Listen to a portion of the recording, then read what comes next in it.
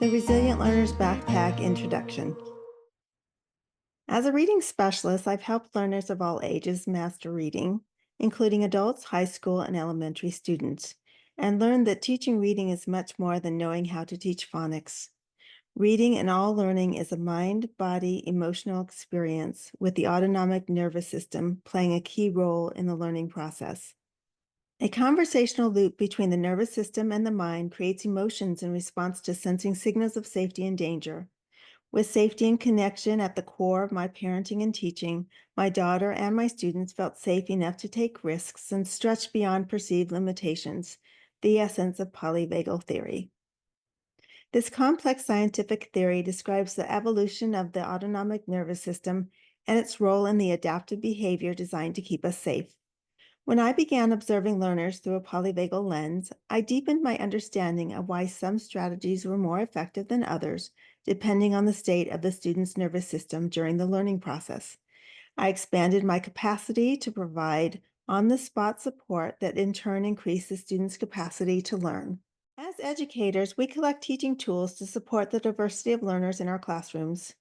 Think of polyvagal theory as the actual toolbox that holds and organizes all your tools. Without a polyvagal theory toolbox, you reach for tools in no particular order of importance. Polyvagal theory brings organization and logic to the vast array of tools you've accumulated throughout years of professional development and practice. When you start by understanding the state of a learner's nervous system, you have the information needed to choose the best tool in your toolbox for each individual. This increases your effectiveness and success while reducing feelings of frustration and overwhelm. Therein lies my reasoning for writing not one, but two books about the application of polyvagal theory in classrooms. This book is the companion and continuation of the Polyvagal Path to Joyful Learning, Transforming Classrooms One Nervous System at a Time, which is waiting for you wherever books are sold.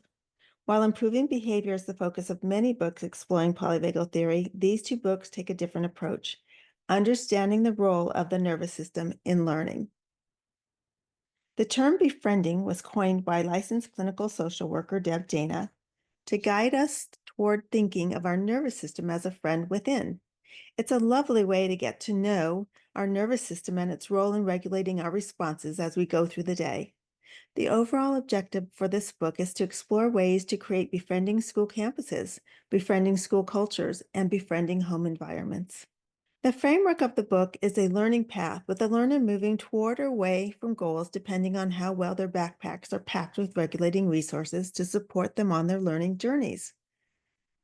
This book provides you with promising tools and activities to ensure learners become adaptable, buoyant, and resilient in the learning environment and in life.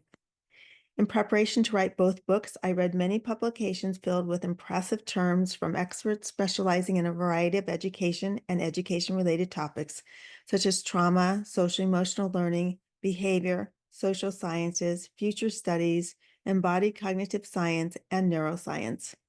These densely packed tomes, some weighing in at 500 pages and 200,000 words, detailed numerous approaches to solving today's complex issues in education.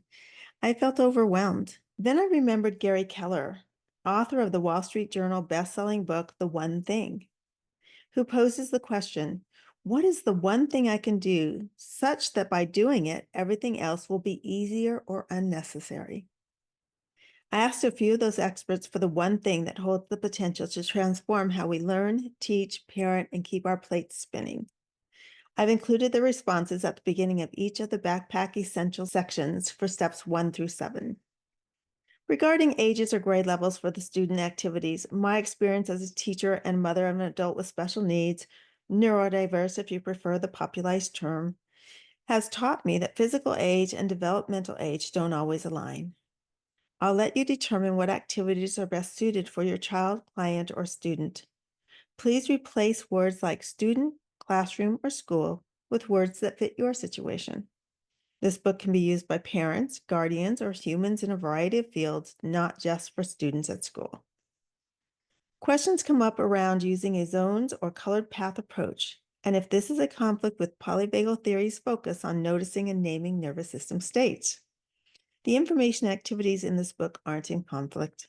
As I see it, this information deepens one's understanding of why children are in one particular zone or colored path. Teaching children to understand their nervous system states takes time. However, they'll use this valuable information beyond school and out in the world. I've chosen to use one path because I view the nervous system as a fluid, flexible system where we can find ourselves anywhere along the path and moving in and out of states throughout the day. I know you'll do what feels best for your situation and implement these tools and activities in a way that supports your goals. I'm cheering you on.